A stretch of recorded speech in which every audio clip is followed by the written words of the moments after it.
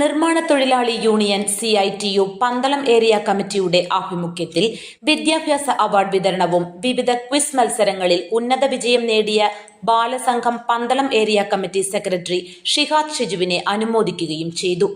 അനുമോദന സമ്മേളനം ഉദ്ഘാടനവും വിദ്യാഭ്യാസ അവാർഡ് വിതരണവും CITU പത്തനംതിട്ട ജില്ലാ പ്രസിഡന്റ് S. ഹരിദാസ് ഉദ്ഘാടനം ചെയ്തു.